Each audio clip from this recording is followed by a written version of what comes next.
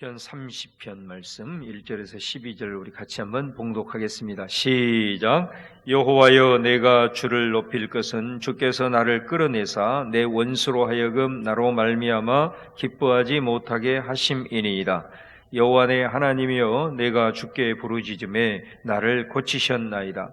여호와여, 주께서 내 영혼을 수월에서 끌어내어 나를 살리사 무덤으로 내려가지 아니하게 하셨나이다. 주의 성도들아, 여호와를 찬송하며 그의 거룩함을 기억하며 감사하라. 그의 노염은 잠깐이요 그의 은총은 평생이로다. 저녁에는 울음이 깃들일지라도 아침에는 기쁨이 오리로다. 내가 형통할 때 말하기를 영원히 흔들리지 아니하리라 하였도다. 여호와여, 주의 은혜로 나를 산같이 굳게 세우셨더니 주의 얼굴을 가리심에 내가 근심하였나이다. 여호와여, 내가 주께 부르짖고 여호와께 간구하기를 내가 무덤에 내려갈 때에 나의 피가 무슨 유익이 있으리요? 진토가 어떻게 주를 찬송하며 주의 진리를 선포하리이까? 여호와여, 들으시고 내게 은혜를 베푸소서. 여호와여, 나를 돕는 자가 되소서 하였나이다. 주께서 나의 슬픔이 변하여 내게 춤이 되게 하시며 나의 베옷을 벗기고 기쁨으로 띠띠우셨나이다. 이는 잠잠하지 아니하고 내 영광으로 주를 찬송하게 하심이니 여호와 나의 하나님이여, 내가 주께 영원히 감사하리이다. 아멘. 오늘은 표제 말씀에 보면은 이 다윗의 시 이렇게 되어 있습니다. 오늘 특별히 이 말씀은 시편의 구조가 좀 그렇듯이 이게 이런 기법들을 많이 사용하는데요. 이게 특별히 교차적으로 이렇게 대칭하는 그런 기법들이 많이 사용이 되고 있습니다. 오늘 말씀에도 이렇게 특히 5 부분으로 나눌 수 있는데 이게 잘 이렇게 교차가 되어져 있습니다. 특별히 첫 번째 1절에서 3절 말씀에 보면은 1절에 나를 끌어내사 이런 표현이 나옵니다. 그리고 3절 말씀에도 보면은 주께서 내 영혼을 스올에서 끌어내어 이렇게 되어 있죠. 우리가 뭔가에서 이렇게 끌어낸다는 것은 엉덩이에 빠져 있다든가 깊은 수렁에 빠져서 굉장히 지금 어려운 상황 가운데 있는 것 아니겠습니까? 1절에서는 바로 원수가 나오죠. 나를 원수에게서 주께서 끌어내셨다. 어려운 상황과 환경 가운데서도 하나님이 나를 원수로부터 끌어내서 원수가 나로 말미암아 내가 망함으로 말미암아 기뻐하지 못하게 하셨다, 이런 표현이 나오고, 3절에 보면은 여기는 내 영혼을 이렇게 맞아요. 수올, 지옥에서, 음부에서 끌어내셨다. 상황적으로 그런 원수의 올무에서 나를 끌어낼 뿐만 아니라 또 내가 심적으로 또 정신적으로 영적으로 괴로워하는, 당하는 그런 고통의 순간에서도 하나님이 나를 끌어내셨다, 이렇게 말씀을 하고 있습니다. 그런데 반드시 하나님께서 우리를 이렇게 끌어내심에 대한 부분은 2절 가운데 부분에 보면은 여호와 내 하나님의 내가 주께 부르짖음에 나를 고치셨나이다, 이렇게 말씀을 합니다. 하나님께서 우리를 늘 돌보시고 인도하시지만은 이런 공고한 가운데 있을 때 하나님의 백성들은 하나님 앞에 부르짖을 수밖에 없는 거죠. 그 부르짖음에 하나님께서는 귀를 기울이시고 내 어려운 원수와 같은 그런 상황에 우리가 빠져 있을 때, 또 내 영혼이 정말로 지옥의 그 고통 속에 헤매고 있을 때 우리의 부르짖음을 들으시고 하나님이 나를 치료하시고 회복시키신다라고 하는 다윗의 고백입니다. 자, 이 말씀이 어디에 대칭이 되어 있냐면 4번째 단락 8절 말씀입니다. 8절 말씀해 보시면 여호와여, 내가 주께 부르짖고 여호와께 간구하기를. 그러니까 이제 여기서는 어떤 내용을 부르짖었느냐, 구체적인 기도의 부르짖음의 내용이 나오고 있습니다. 거기에 보면 이렇게 기도를 합니다. 9절에 내가 무덤에 내려갈 때 내 피가 무슨 유익이 있고 진토가 어떻게 주를 찬송하며 주의 진리를 선포하리이까. 이 기도를 드리는 겁니다. 어떤 이 기도의 내용이 뭐겠어요? 내가 원수에게 망하고 내가 정말 피를 흘리고 또 내가 산산조각 나서 내 삶이 파산이 되고 내 영이 완전히 깨어지게 될 때에 사실은 하나님께 무슨 유익이 있겠습니까? 사실 그 말입니다. 이게 내가 진토가 되어버리고 피를 흘렸는데 그 모습으로 어떻게 내가 주님을 찬송하겠습니까? 내가 어떻게 그런 모습으로 하나님의 진리를 증거하고 자랑하고 간증할 수가 있겠습니까? 그렇게 기도한 겁니다. 마치 그 모세가 하나님께서 이스라엘 백성들이 시내산에서 범죄하고 이 백성 내가 다 진멸하고 너로 인해서 내가 새 민족을 시작하겠다라고 했을 때 모세가 하나님 앞에 그런 기도 드리잖아요. 만약에 하나님이 이 백성을 망하게 하신다면 주변의 이방 백성들이 뭐라고 생각하겠습니까? 여호와 하나님은 자기 백성을 애굽에서 끌어내어 광야 안에서 죽이려고 하나님은 자기 백성을 끌어낸 것이다. 하나님의 이름이 욕되게 됩니다. 마치 모세가 그렇게 하나님 앞에 간구하듯이 오늘 이 다윗도 정말로 그런 원수의 올무에 빠져서 영혼의 수월에 빠져서 정말로 죽을 수밖에 없는 상황에서 하나님 앞에 내가 하나님을 높여야 되는데 내가 하나님을 다른 사람에게 간증하고 자랑해야 되는데 내가 하나님 앞에 정말 찬양하고 그래야 되는데 내가 이렇게 원수에 짓눌리고 내 영혼이 이렇게 피폐되어졌을 때 어떻게 내가 그곳에서 하나님의 진리를 전하고 주님을 찬송할 수 있겠습니까? 여러분 이 다윗의 그 기도 속에 얼마나 다윗의 그 간절함과 몸부림이 느껴지시죠?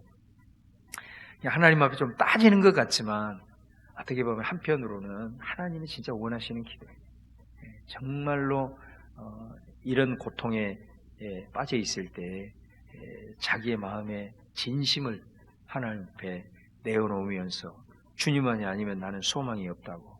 그래서 주님이 나를 돕는 자가 되어 주옵소서 하고 10절에 부르짖고 있는 이 다윗의 모습을 우리가 볼 수가 있습니다. 그러면서 이제 두 번째 단락 넘어가는데 4절. 자, 이 내용을 보면 성도들아 여호와를 찬송하고 거룩함을 기억하며 감사하라. 자, 이 말은 하나님께서 내 부르짖음을 들으시고 나를 건져주셨다는 거예요. 그 건져주심으로써 내가 하나님을 찬송하고 감사함과 동시에 너희들도 삶을 돌아보고 그런 우리에게 은혜를 베푸시고 나를 도와주신 하나님을 기억하면서 찬송하고 감사하라 이렇게 권면을 하고 있죠. 그러면서 5절에 보면은 그의 노염은 잠깐이요 은송은 평생이로다. 저녁에는 울음이 깃들을지라도 아침에는 기쁨이 온다. 그러니까 그 노염이라고 하는 것은 다윗 자신이 살아가면서 또 여러 가지 하나님 앞에 실수하고 또 연약함 속에서 하나님이 또 나를 돌이키기 위한 하나의 어떤 노염일 수 있는데 그거는 그때는 참 힘들고 어려운 과정이었지만은 하나님께서 내게 베푸시는 그 은총에 비하면 잠깐이더라. 그런 고백을 하면서 저녁에는 울음이 있을지라도 그러니까 다시 말하면 우리의 삶이 날마다 울고 뭐 몸부림치고 아프고 이제 그런 것이 아니라 저녁이 지나면 아침이 오듯이 반드시 이런 것은 지나가더라.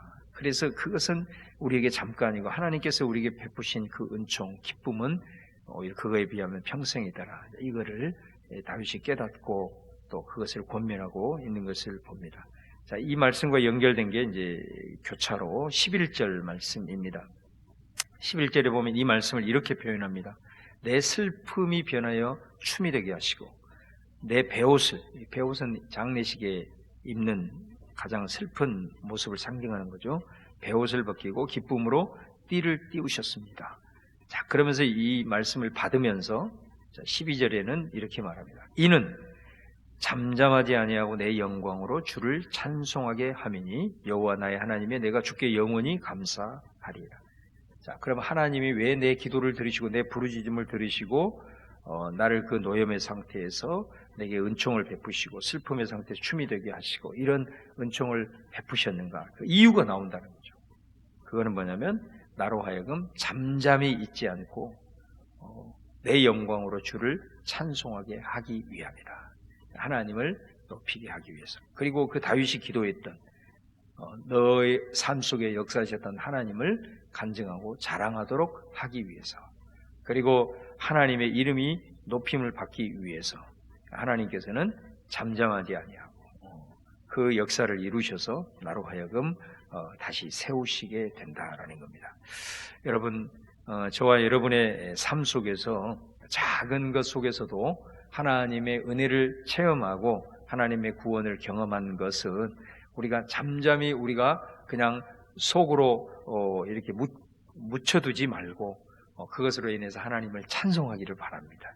하나님께 감사하기를 바라고 또 그 하나님의 은혜를 많은 사람들에게 자랑하고 간증해서 주님의 살아계심을 나타내는 그런 증인들의 삶이 될 수 있기를 주님의 이름으로 축원합니다. 오늘 하나님이 그렇게 얘기하잖아요. 주께서 내 슬픔을 춤이 되게 하시고 베옷을 벗겨서 기쁨으로 뛰게 하시는 이유가 뭐냐? 왜냐하면 나로 하여금 잠잠하지 아니하고 내 영광으로 주님을 찬송하고, 그가 기도했던 것처럼 많은 사람들에게 주의 진리를 선포하게 하기 위하여 나로 하여금 제사장으로서 많은 사람들에게 하나님을 드러내도록 하기 위함이다. 그러므로 우리의 작은 것 하나하나 속에서도 하나님이 나에게 은혜를 베푸시고 나를 통해서 그분의 역사를 이루시기를 원하시는, 증거하기를 원하시는 하나님의 또 마음을 우리가 기억하면서 늘 이런 다윗이 그의 삶을 통해서 체험한 내용에 대한 권면을 우리가 듣고 우리가 그런 삶을 살아갔으면 좋겠습니다. 자, 그러면서 이제 마지막 이 말씀의 가운데 부분이 항상 이 구조에서 말씀하고자 하는 핵심입니다. 6절, 7절인데요. 자, 이 말씀 다시 한번 읽어보겠습니다. 아주 귀한 말씀입니다. 시작. 내가 형통할 때에 말하기를 영원히 흔들리지 아니하리라 하였도다.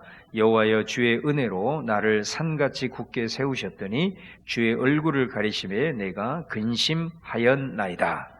자, 이것이 참 삶의 고난과 여러 가지 역경 속에서 하나님 앞에 자신의 정말로 가장 정직한 모습으로 울부짖으면서 또 그 과정을 통해서 하나님이 나를 건져주시고 하나님의 구원을 경험하고 난 다음에 하나님께 감사하고 찬양하고 주의 역사를 증거했던 이 놀라운 체험을 가지고 있는 사람의 고백입니다.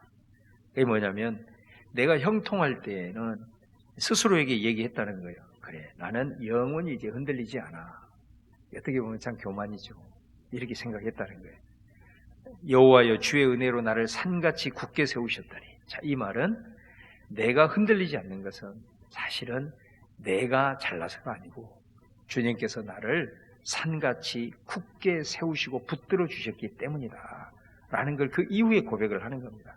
자, 그러면서 뭐라고 얘기하냐면 내가 형통할 때 나는 흔들리지 않을 거야 이렇게 생각하고 있었는데 하나님이 얼굴을 가리심에, 그러니까 이 말은 저는 이렇게 표현하고 싶어요. 하나님이 늘 우리를 주목하고 계시고 우리를 바라보고 계시는데 우리가 교만해서 내 형통함으로 이제 나는 흔들리지 않을 거야 이렇게 했을 때 하나님이 잠시 얼굴을 살짝 돌린 거예요. 내게, 나로부터 얼굴을 살짝 돌리시니까 뭐라는 거예요? 내 그 수많은 형통이 그 순간 근심이 되어버리더라. 그런 고백이죠. 여러분, 이런 고백은 아무나 할 수 없는 거예요. 이걸 깨닫는 사람이 참 은혜 받는 사람의 모습인 거죠. 내가 형통할 때도 하나님한테 나를 굳게 산같이 붙드시고 계시는 하나님의 은혜로 인하여 찬양할 수 있는 사람이 진짜 아니겠습니까? 우리가 순간순간 이런 오류에 빠질 때가 많죠. 하나님이 잠시 얼굴을 가리시니까 그 모든 형통이 그 순간 내게 근심으로 다가오더라라는 이 놀라운 고백입니다. 오늘 이 표제가 성전 낙성가, 다윗의 시, 곧 성전 낙성가라고 되어 있잖아요. 그러니까 왜 이게 성전 낙성가냐? 우리가 그 이스라엘 백성들에 보면은 성전은 그 첫 번째 봉헌이 이제 솔로몬이 지어서 봉헌하잖아요. 그 다음에 성전이 파괴되고 두 번째는 바벨론 포로 후에 이들이 와서 그 70년간의 어마어마한 고통을 당한 다음에 성전을 재건하죠. 수룹바벨 성전이라고 제2성전입니다. 성전을 이제 재건을 하게 돼요. 얼마나 감동을 하고 감격의 눈물을 흘렸겠어요. 하나님이 다시 우리와 함께 하십니다라고 하는 그 감사함으로 그들이 다시 회복됐다라고, 70년간의 구덩이에서 우리 민족을 건져주셨다라고 하는 그 희망으로 인해서 그들이 이 성전을 짓고 난 다음에 얼마나 감격했던 것을 우리가 에스라 느헤미야를 통해서 볼 수가 있습니다. 그 다음에 그 이후에 이제 얼마 지나지 않아서 또 성전이 이제 완전히 짓이겨지게 되는 게 보죠. 우리가 중간기 시대에 안티오코스라고 하는 사람이 성전을 완전히 더럽힙니다. 거기에 돼지떼를 풀다거나 여인들을 죽여가지고 임신한 여인의 배를 갈라서 피를 뿌린다든가 말로 할 수 없는 그런 성전을 더럽혔어요. 그때 이제 이 마카비라고 하는 형제 중심으로 해가지고 다시 봉기를 합니다. 그래서 이 성전을 탈환하게 되죠. 그래가지고 다시 성전을 깨끗하게 하는 겁니다. 성전을 정화하는 겁니다. 바로 그렇게 해서 성전을 다시 하나님 앞에 이방인의 손에서 건져서 봉헌한 날을 한우카라 그렇게 부릅니다. 수전절. 그래서 이 수전절이 어디에 나오냐면 요한복음 10장에 예수님이 수전절에 이제 성전에 올라가셨다라는 대목이 나오거든요. 그래서 그 수전절이 바로 그 절기예요. 근데 이 수전절이 지금도 유대인들은 이 수전절을 지키고 있습니다. 이 수전절을 지킬 때 이 수전절을 기념하면서 낭송하는 시편이 오늘 30편입니다. 이 30편은 이 사람들이 이방 백성에게, 이방 왕에게 완전히 성전이 짓밟히고 우리 민족의 자존심이 무너지고 모든 것이 어그러진 상태에서 우리가 다시 성전을 탈환해서 하나님 앞에 깨끗하게 정화해서 봉헌한 그 날에 이 시편이 낭독이 되고 그걸 기념하는 시편이에요. 그러니까 한 사람의 다윗의 개인의 그 일생의 삶뿐만이 아니라 이거는 나라 전체로 확대되어서 이 시편이 울려 퍼지고 있는 것을 우리가 이제 볼 수가 있는 거죠. 우리 개인도 마찬가지고 우리 공동체도 마찬가지고 죽음에서 건지시고 그 죽음의 상황 속에서 우리로 하여금 기도하게 하시고 또 기도에 응답하셔서 하나님 앞에 찬양하게 하시고 감사하게 하시고 또 우리로 하여금 평생의 삶 속에서 이제는 내가 형통했다고 교만한 게 아니라 늘 겸손하게 주님을 의지하겠습니다라고 하는 결단이 사실은 우리가 모여서 성전을 대체한 사실 교회에서도 그것이 이루어지고 있잖아요. 교회에서 뭘 합니까 우리가? 교회에 모여서 늘 내 삶에서 어려운 가운데서도 고통받을 때 이곳에 와서 함께 예배하면서 하나님 앞에 기도하면서 울부짖는 곳 아니에요? 그러니까 이곳에 하나님 응답하셔서 내 기도를 들으시고 하나님 나를 다시 건져주실 때 우리가 주님 앞에 나와서 반응하면서 찬양하면서 예배하면서 주님을 높이고 또 우리의 삶에 가서는 그 내게 은혜 베푸신 하나님을 간증하고 자랑하는 바로 이것이 성전에서 이루어지는 일. 그래서 그들은 이 성전 봉헌식을 기념하면서 이 시편을 늘 올려드리고 있는 것을 보게 됩니다. 오늘 주신 말씀을 생각하면서 오늘도 이 다윗의 시편이 나의 시편이 될 수 있기를 바라면서 오늘 말씀 깊이 묵상하는 가운데 주의 음성 듣는 여러분 되기를 주님의 이름으로 축원합니다. 자, 오늘 주신 말씀 생각하면서 우리 간절한 마음으로 함께 기도하겠습니다. 우리 같이 한번 기도하시겠습니다. 주여, 할렐루야. 주님 감사합니다. 주님 오늘도 아버지 감사합니다.